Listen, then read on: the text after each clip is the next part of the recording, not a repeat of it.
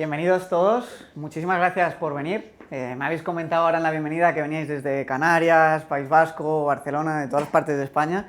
Así que nada, deciros que me siento súper agradecido y muy feliz de poderos poner cara, interactuar con vosotros en persona, que siempre la pantalla está muy bien y vernos en las llamadas grupales mensuales, pero no hay nada como saludarnos y poder conocernos un poquito más. Así que mil gracias a todos. La idea de esta ponencia o de esta charla es principalmente conseguir que le perdáis el miedo a las caídas del mercado. Porque las caídas del mercado son inherentes al mercado. Vamos a tener caídas, nos guste o no, todos los años, todas las décadas, y es algo a lo que hay que acostumbrarse como inversores. Pero lo que quiero que entendáis en esta charla, que lo vamos a ver muy en detalle, es que no todas las caídas son iguales y en la mayoría de las caídas lo que tenemos que hacer es olvidarnos y seguir invirtiendo, pero hay otras que pueden suponer oportunidades muy buenas para subir la rentabilidad de nuestra cartera, aumentar nuestros beneficios y sacar partido a ese miedo que pueda haber en ese momento en el mercado. Lamentablemente, hay una frase que me gusta mucho y es que se pierden más fortunas por el miedo a invertir que por las propias caídas del mercado en sí. Porque lo que suele ocurrir es que la mayoría de inversores, por miedo a esa caída, siguen ahorrando toda la vida en euros y dólares y teniendo su patrimonio en su vivienda principal o en el banco. Y la realidad es que no se lanzan a invertir no por la rentabilidad del mercado histórica, porque todo el mundo sabe que invertir en bolsa a largo plazo es rentable. Todo el mundo sabe que hay volatilidad. Pero ese miedo, esa parálisis que se siente y que impide que invirtamos o que invirtamos con poquito dinero y que tengamos un porcentaje demasiado grande en cash, en nuestra cartera, que excede demasiado el fondo de emergencia que sí que debemos tener, pues nos paraliza y hace que al final nuestro patrimonio poco a poco vaya siendo devorado por la inflación. La mayoría de veces lo que nos pasa es que cuando vemos el mercado, la cotización del MSCI World, del S&P 500, de cualquier mercado, de cualquier índice que estemos viendo y que estemos analizando, es que vemos una gráfica súper vertical. La vemos y decimos, ostras, la rentabilidad histórica de los últimos 60 años está muy bien, pero yo invierto hoy y el mercado está en máximos históricos, que es como está ahora. Y entonces, cuando hay que meter la orden en el banco, en el broker y poner esa aportación periódica o esa inversión de golpe de parte importante de nuestro patrimonio, decimos, está muy bien que todos los que llevan invirtiendo 20 o 30 años hayan obtenido mucha rentabilidad, ¿no? Pero, ¿qué pasa con mi dinero? ¿Qué pasa con cuando yo vaya a invertir? Voy a ser el tonto que entre y justo caiga al mercado, ¿no? Y eso, pues lamentablemente es lo que hace que al final tengamos demasiado miedo a invertir. Entonces hoy os quiero presentar brevemente por qué estamos en un muy buen momento para invertir y, sobre todo, una estrategia para convertir una hipotética caída del mercado, que ojo, no estoy diciendo que la vaya a haber, la habrá seguro, pero no estoy diciendo que crea que va a pasar ahora en el corto plazo, en una oportunidad para sacar aún más rentabilidad y multiplicar aún más nuestro patrimonio.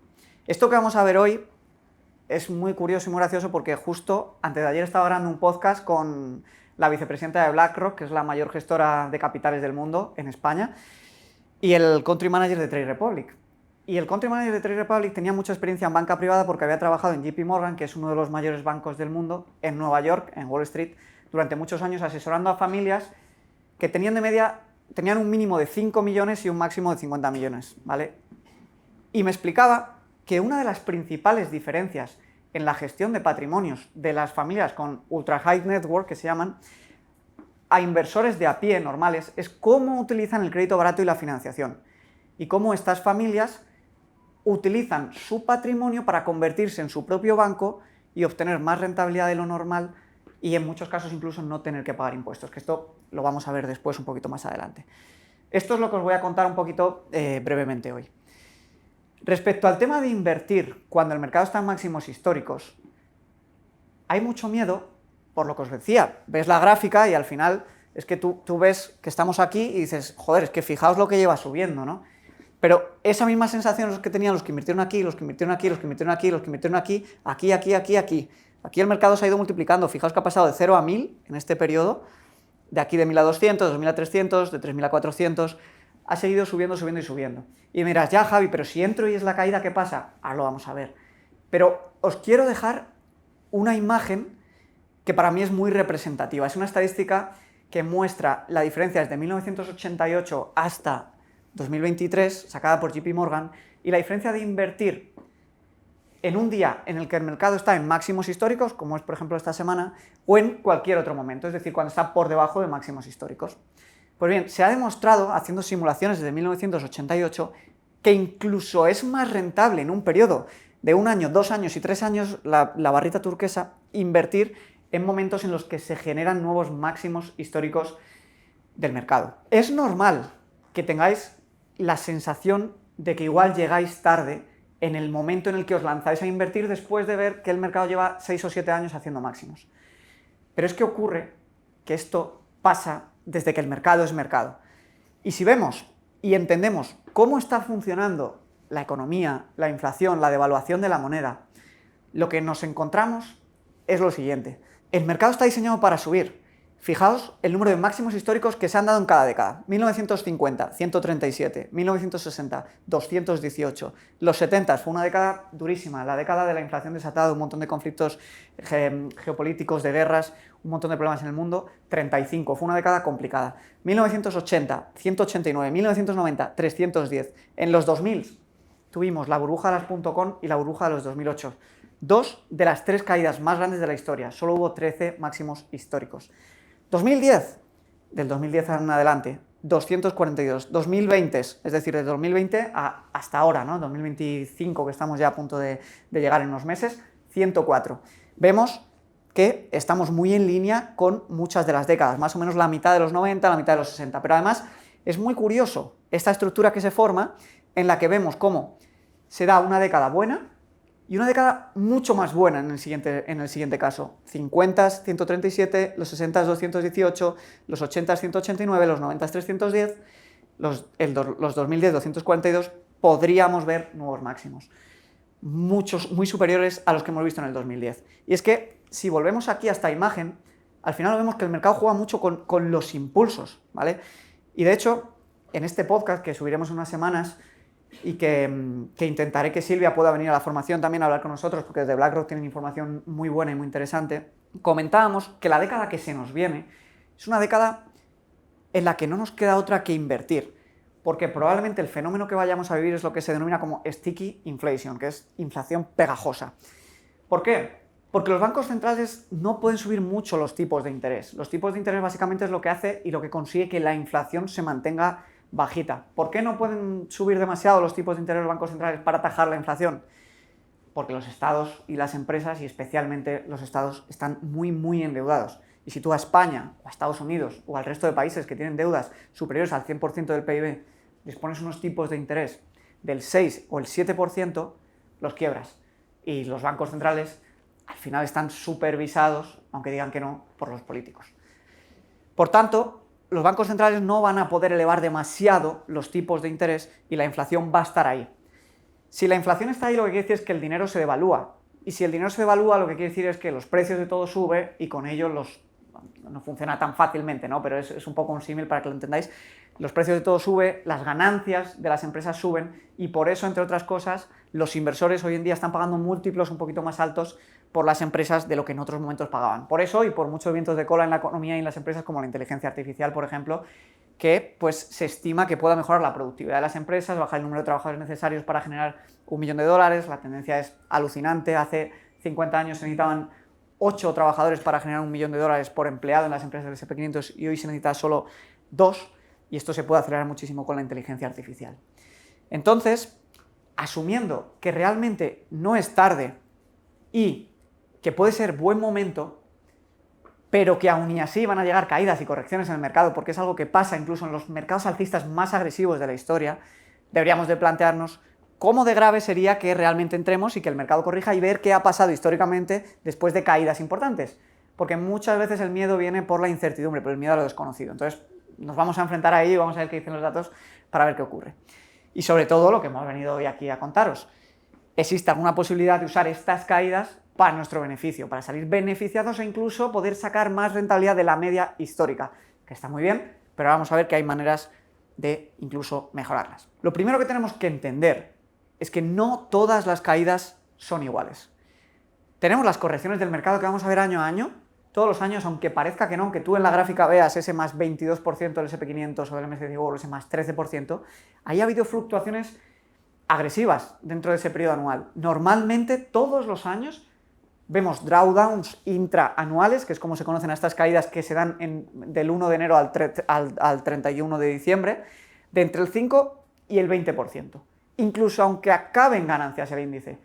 Ya fijaos que muchos no se lanzan a invertir por miedo a estas caídas del 15 o 20%, ¿no? Ahora lo vamos a ver. Y luego, eso sí, hay ocasiones en la historia, no es muy frecuente, pero el mercado puede caer entre un 30 y un 50%. Estas son las que a todos nos ponen un poquito nerviosos cuando pensamos en invertir. Empezando con las primeras, ¿vale? Las correcciones del mercado son totalmente normales, absolutamente inevitables y son fruto de la actividad de los fondos de inversión, de los inversores individuales y de lo que se denomina como el price discovery, la oferta y la demanda de las acciones. Al final, el mercado de acciones se mueve no por lo que pasa hoy, sino por lo que los inversores van a pensar que va a pasar el día de mañana. Y el del corto plazo es volátil y es ineficiente. Al final, el precio que marca una acción es simplemente lo que los inversores consideran que va a pasar con esa empresa a futuro. Si tienen, digamos, optimismo, van a estar dispuestos a pagar más y el precio va a subir. Si tienen pesimismo, van a estar dispuestos a pagar menos y va a bajar. Estas caídas no suponen realmente oportunidad de inversión, a no ser que seas el Cristiano Ronaldo de las finanzas y puedas estar dedicándole 10 horas al día, seas el top 0,01% de los inversores, que spoiler, probablemente ninguno de aquí lo sepamos, y puedas ganarte la vida con el trading. Pero no suele ser ni nuestro caso, ni es el caso de la gente que vende cursos de trading, porque están todos en Andorra, les conozco y viven de vender cursos y no del trading que utilizan, y no hay que prestar atención a la volatilidad al corto plazo del mercado.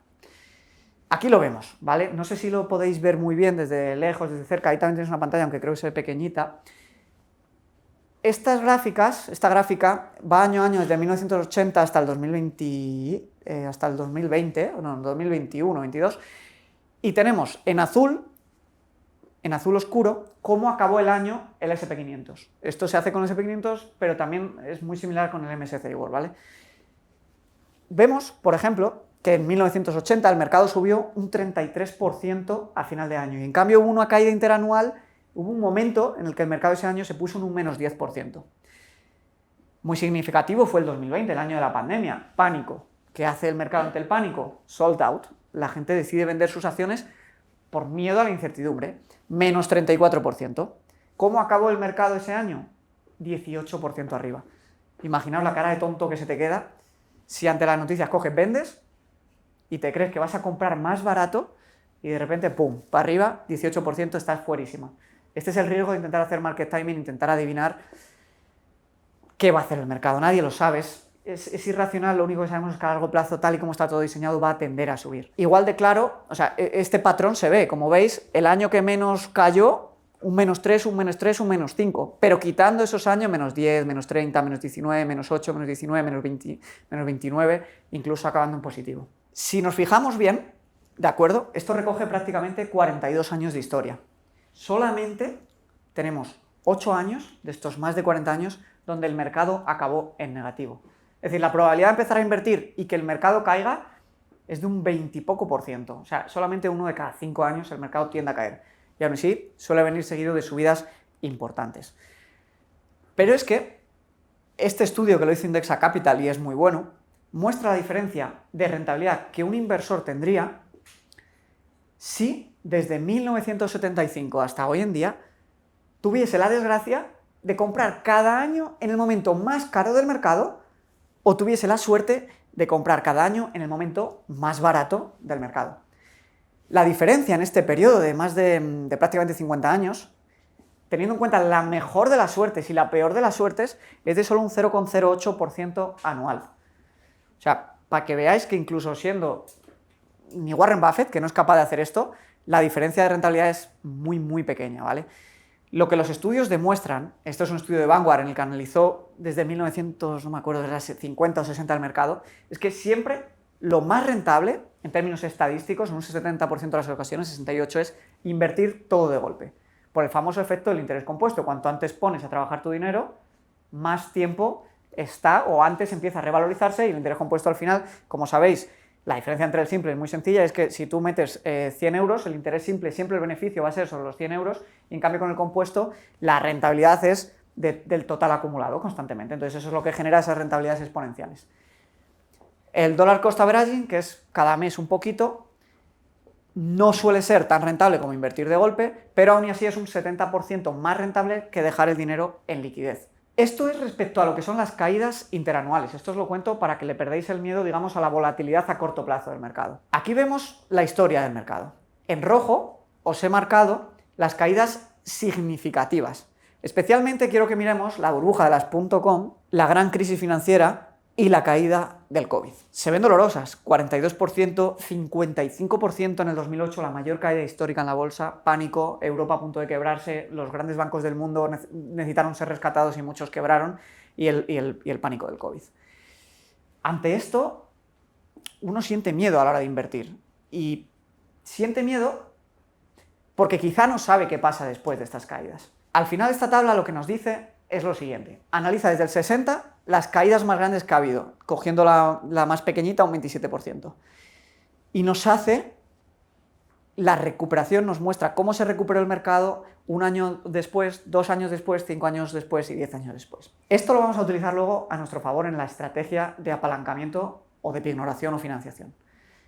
Fijaos, la recuperación media 1 año después, cuando se dan caídas del 30%, es de un 40%. Es decir, 1 año después de esa caída el mercado tiende a subir un 40% agresivamente. ¿Por qué? Pues porque los inversores no son tontos. Si tú te ponen tu ropa favorita a un 40% de descuento, te la compras.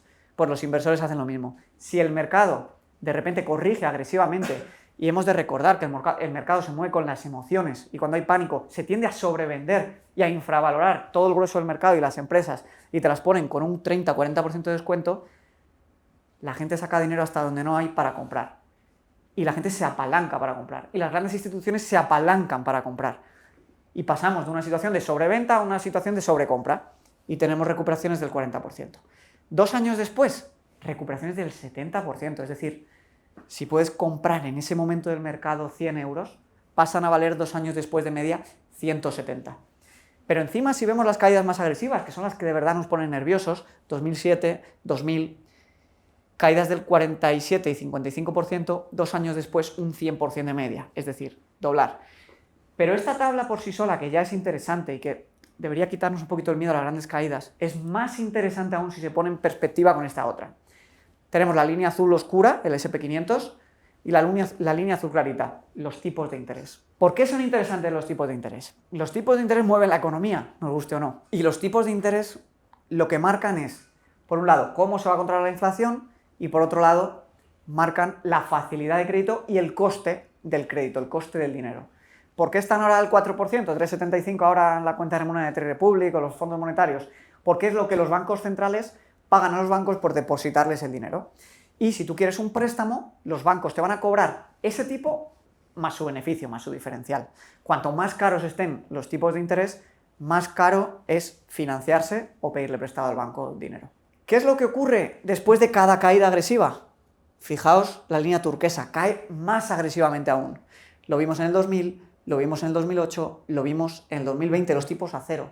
Que los tipos a cero es lo que luego ha llevado a esta inflación que hemos tenido en estos últimos años. Claro, ante esto, lo que un inversor que está invertido ya hace es aprovecharse de la situación. ¿Por qué te aprovechas de la situación? Porque incluso aunque tengas todo tu patrimonio invertido y tengas la mala suerte de que te ha caído un 47%, tú sigues teniendo un 50 y pico por ciento de tu dinero invertido. Y lo que los bancos pueden hacer y hacen es prestarte dinero en interés muy, muy barato para que puedas comprar acciones con ese dinero a tipos de interés cercanos a cero. Es decir, te están financiando prácticamente gratis. Y esto es muy potente. Es muy potente. Vamos ahora a representarlo para que veáis algunos ejemplos. Imaginemos que tenemos 100.000 euros invertidos en los fondos indexados, ¿de acuerdo? Y que tenemos la desgracia que el mercado cae un 40%, como pudo caer en el 73, en el 2000, en el 2007 o en el 2020. Fijaos que va a caer, o sea, no es una cuestión de si va a caer o no, es una cuestión de cuándo, pero eso no nos tiene que paralizar. Si tenemos esta caída del 40% con 100.000 euros invertidos, pasaríamos a tener las mismas participaciones de los fondos indexados, solo que el valor de estas participaciones valdría 60.000 euros, ¿vale? Entonces tenemos 4 opciones. La primera, la decisión que toma, por desgracia, una gran parte de los inversores. Ha caído un 40%, no sé cuánto más va a seguir cayendo, vendo. Cagada histórica, porque te quedas con las pérdidas, metiste 100.000, te vas con 60.000 y encima lo peor de todo es que vas a volver a comprar cuando el mercado se recupere más caro. No debemos hacer esto. Segunda opción, no vender ni comprar más, simplemente dejarlo que se recupere. Bueno, no está mal, pero al final es irnos de la tienda en rebajas, es estar comprando cuando suben el precio e irnos cuando nos lo descuentan. Es lo que haría la mayoría de la gente, ¿de acuerdo? Y la opción D, la más inteligente, no es para todos los tipos de inversores y no pasa nada si simplemente te mantienes, pero la opción D para aquellos que estáis dispuestos a ir un pasito más allá sería la de comprar más y aprovecharnos del apalancamiento financiero. Imaginaos, ¿de acuerdo? El apalancamiento financiero o pignoración funciona de la siguiente manera. El banco, dependiendo del activo que tengas y lo volátil que sea ese activo, te va a prestar un porcentaje del valor de mercado de ese activo. ¿Qué quiere decir esto? En fondos indexados, es un activo bastante estable y seguro, te prestan entre un 50 y un 60% del valor de mercado de tus participaciones. Hacen ellos el 50 o 60% porque saben perfectamente que la caída máxima que vas a soportar es de un 40 o un 50%. Entonces te están prestando ellos más o menos lo que entienden que está seguro para ellos. Si tenías los 100.000 y nos cae este 40%, nos quedan 60.000. Esto quiere decir que si, por ejemplo, queremos hacer la jugada y los pignoramos al 50%, nos dan otros 30.000 euros adicionales. Con estos 30.000 euros adicionales compramos más participaciones y pasamos a tener 90.000 euros invertidos en el momento más bajo del mercado.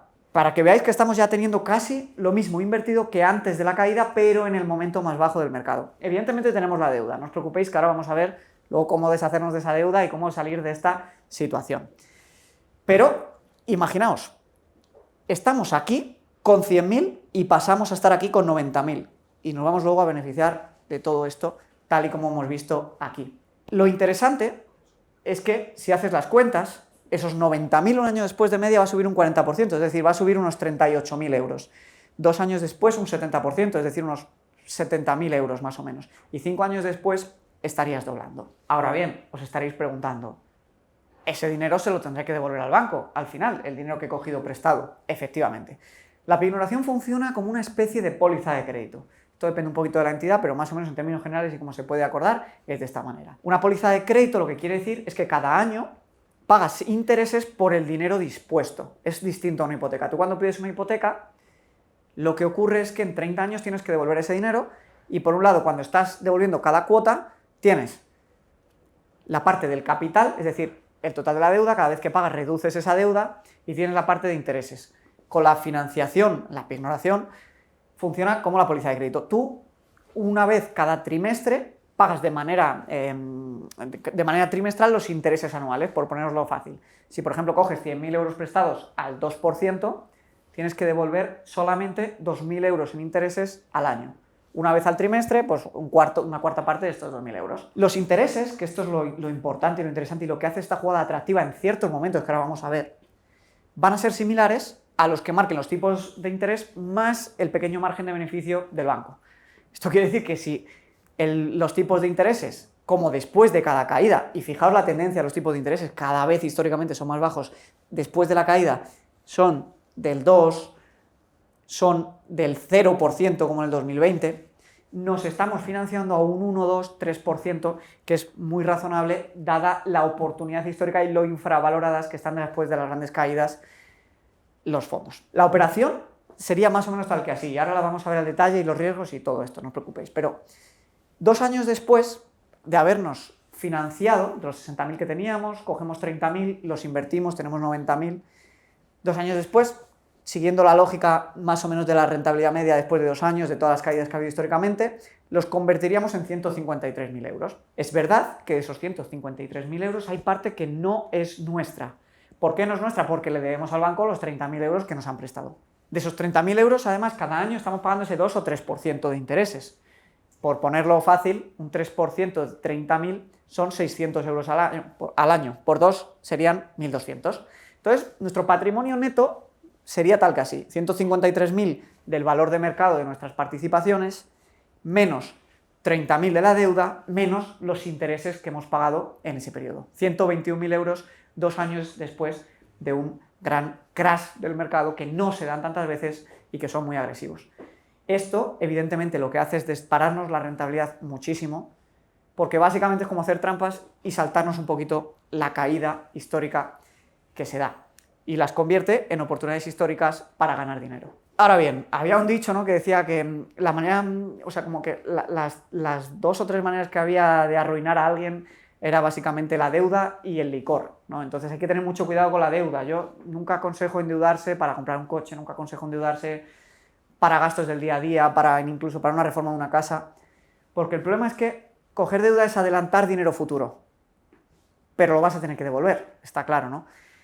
Y la financiación con las participaciones de fondos indexados o de cualquier otro activo financiero, pues pueden suponer un riesgo si lo haces en un momento que no toca.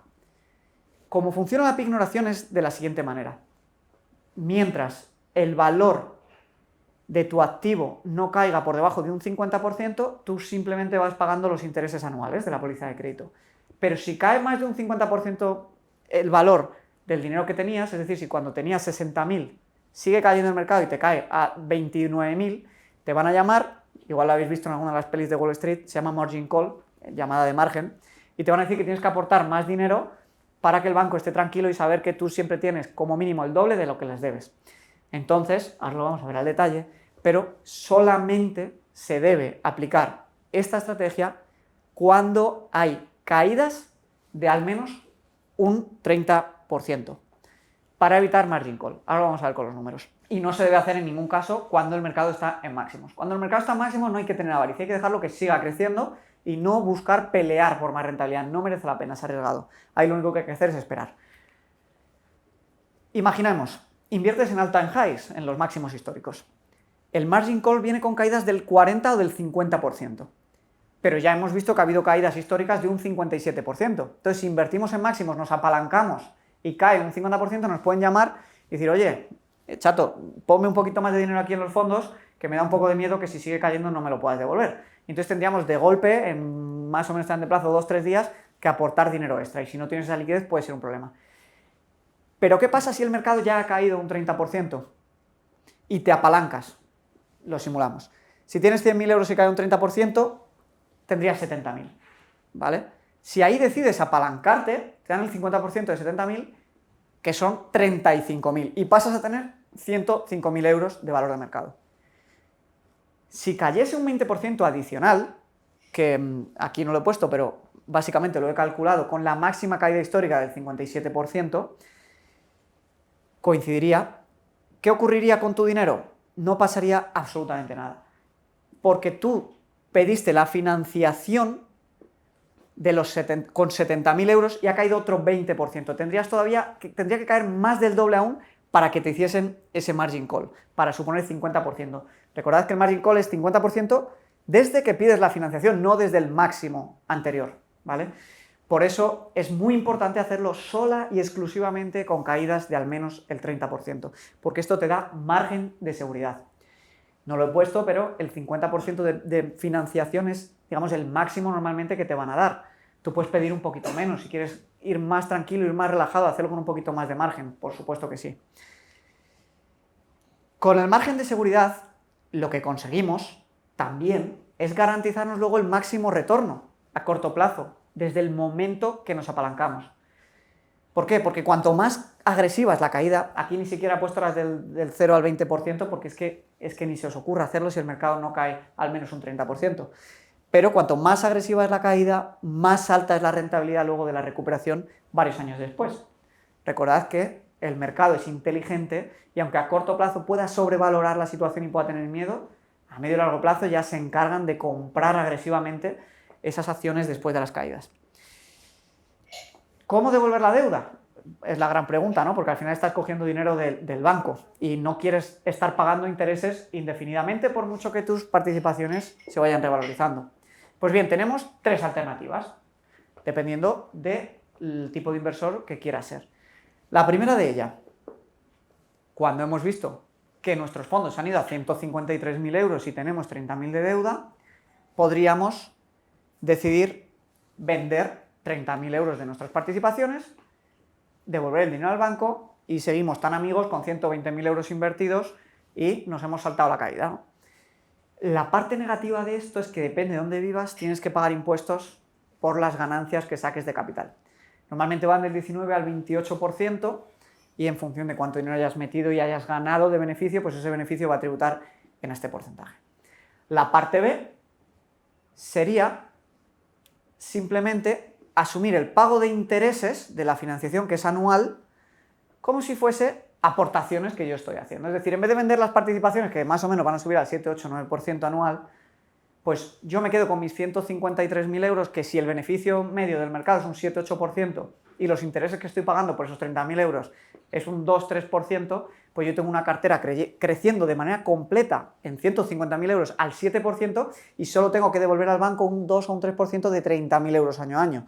Sería más o menos como si estuviese haciendo un DCA, pero simplemente pagando los intereses al banco. Y ya en el futuro decides a ver qué haces, ¿no? Porque recordemos además que el interés es sobre la parte pequeñita de la cartera, los 30.000, que es un 3%, y aún así a esos 30.000 le sacas el diferencial hasta el 7-8% de rentabilidad y todo el resto crece, digamos, neto, ¿no? Porque esa parte no paga. Pero esto tiene una parte un poco riesgosa o negativa, y es que cuando la economía vuelva a calentarse, van a volver a subir los tipos de interés, entonces esa deuda se puede acabar encareciendo y te pueden acabar pidiendo un 5 o 2% por esa póliza de crédito por renovarte el año a año, porque normalmente además van mirando año a año y es cuando te la van renovando.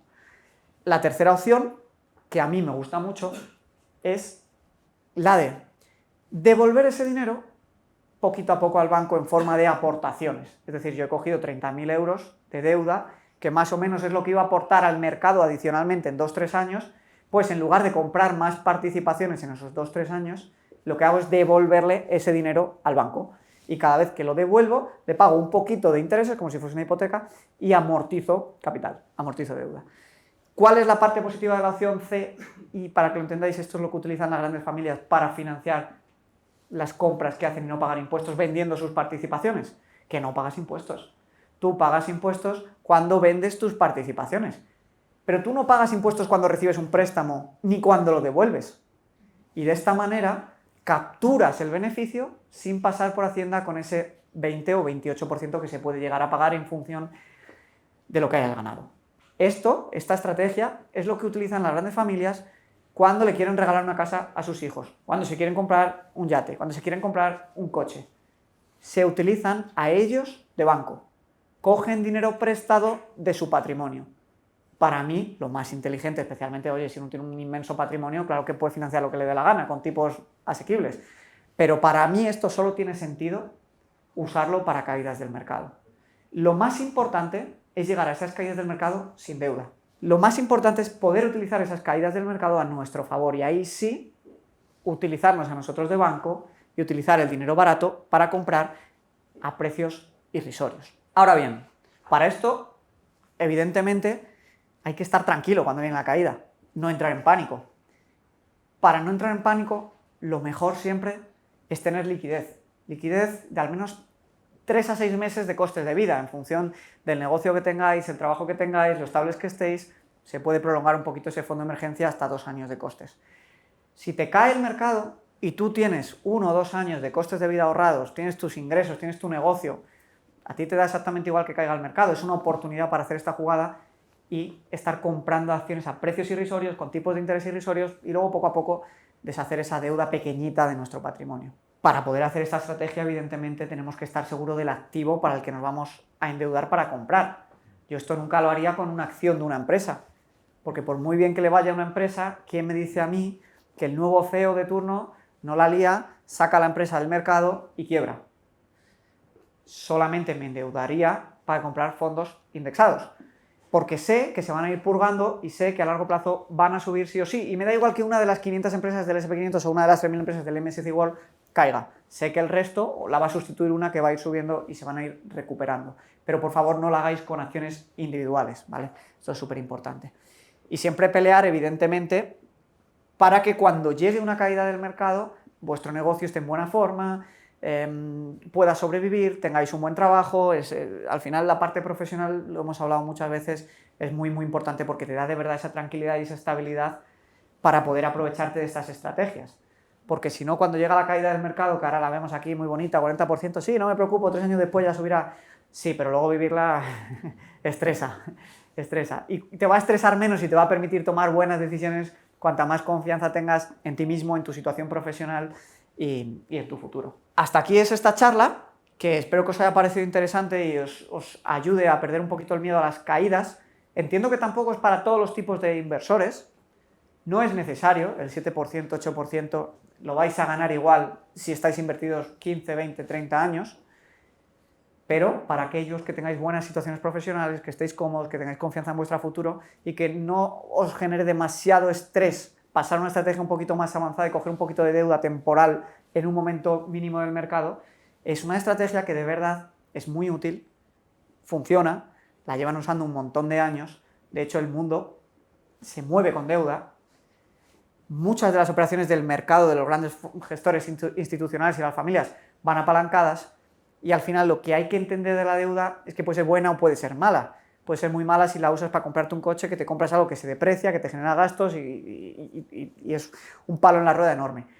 Pero si la utilizas, porque históricamente siempre los de los inmuebles dicen, claro, las hipotecas, sí, pero también nos podemos financiar con las acciones en momentos muy bajos del mercado, con tipos de intereses muy bajos y deshacer la deuda mucho más fácil. Entonces nada, espero que os haya parecido interesante. Lo vamos a desarrollar en el curso en profundidad, con un curso sobre apalancamiento financiero, cómo utilizarla, cómo negociar los tipos de interés, cómo poder devolverla, todo esto lo vamos a desarrollar, pero tenía muchas ganas de presentárosla y hoy que nos reuníamos pues quería daros algo un poquito más avanzado para que entendáis que los fondos están muy bien por su sencillez y su rentabilidad, pero también por lo versátiles que son, porque cuando tú te capitalizas con ellos, al final te conviertes en tu propio banco y puedes acabar disponiendo de tu patrimonio como lo consideres. Y si sois inteligentes y si estáis hoy aquí, quiero pensar que es porque lo sois, pues vais a poder hacerlo de una manera muy óptima y rentabilizar vuestro dinero mucho más que la media del mercado. Así que nada, muchas gracias a todos.